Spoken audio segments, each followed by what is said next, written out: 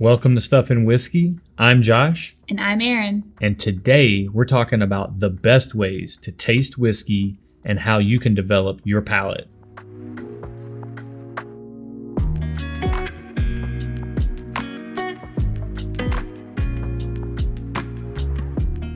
Welcome to Stuff and Whiskey, the channel bringing real-world content to the real-world whiskey consumer. Today we're talking about how you can develop your palate. But first, Erin, how are you doing?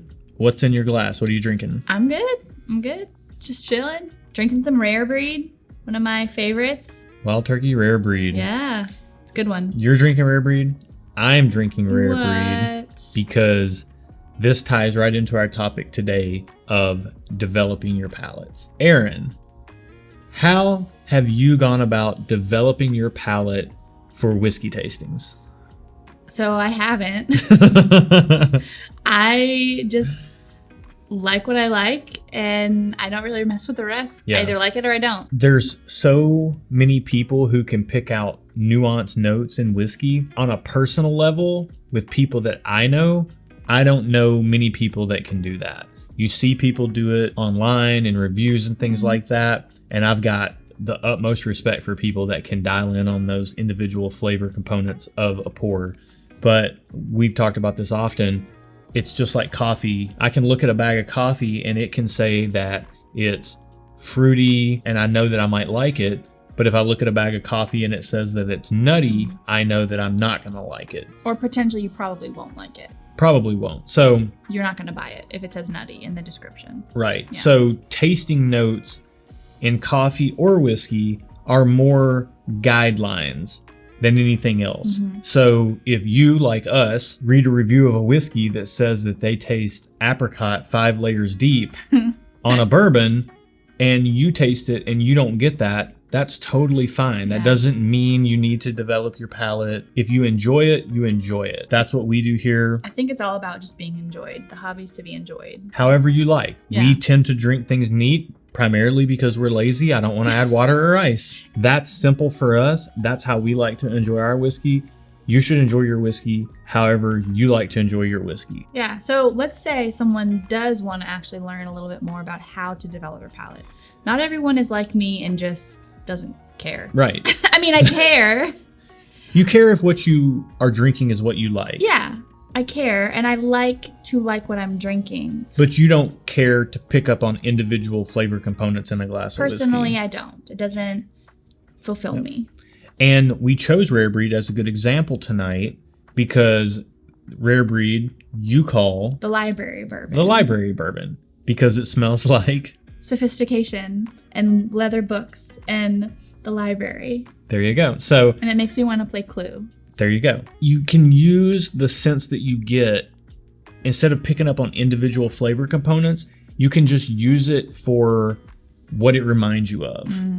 And that's a really good way to get started. And if you do want to pick up on individual tasting notes, which is something that I actually do personally try to do, then the best way to go about that is as you sip something to think, what does this remind me of? Someone like Erin doesn't necessarily go through that thought process. If it jumps out at her, she'll say it. And I know this about her, but if it's me, I'll sit there and I'll try to pick apart a glass if I can.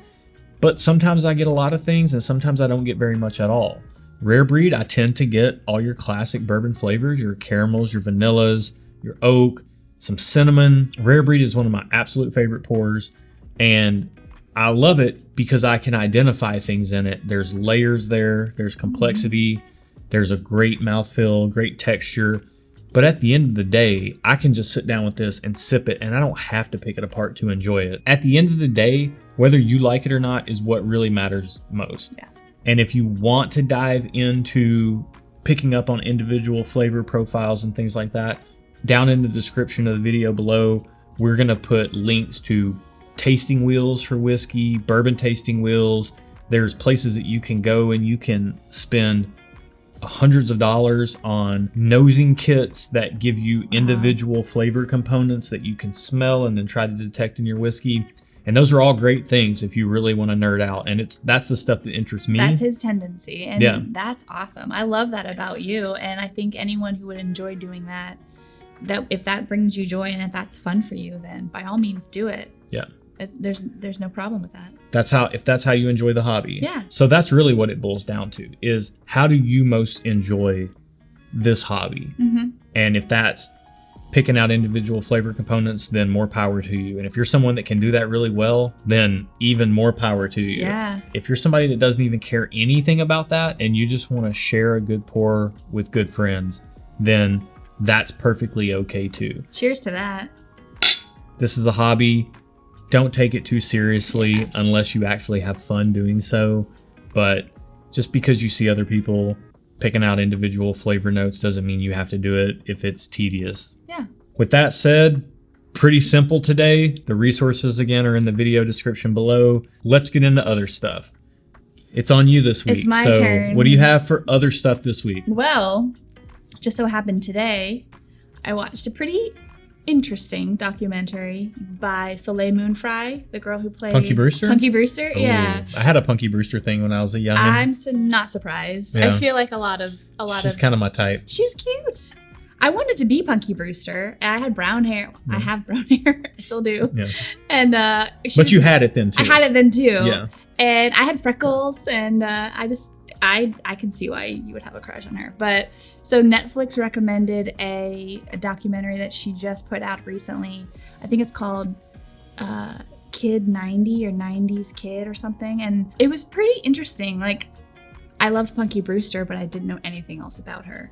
And I just happened to turn it on, and she had documented her entire like teenage years with a camcorder. VHS? A VHS camcorder. What are those? Yeah. And had saved like voicemails that she had gotten on her cell phone and diaries, and had boxed it up and then just set it aside for 20 years. Interesting. And then just reopened it, rewatched those videos, and it was a pretty interesting story. Like she had a lot going on, and it was pretty enjoyable. It was a good like afternoon watch. I did not watch it with you. No, you did not. But it sounds actually interesting. I did come in on the tail end of it. I would be interested in watching it if for no other reason than Punky Brewster rocks. So yeah, she's still really pretty. There you go. There you go. Can't go wrong with that. Can't go wrong with a pretty girl. No. So. All right, guys, that does it for this week. Erin, take us out. Thank you so much for watching today's video. We really enjoy making these videos. So if you enjoy watching these videos, hit that like button. Do the things. Do the things. It shows us that you like this. Also, if you want to keep seeing content from us, you can subscribe. You can also hit the notification bell if you'd like to be notified when we post more videos. Till next time, cheers. Cheers.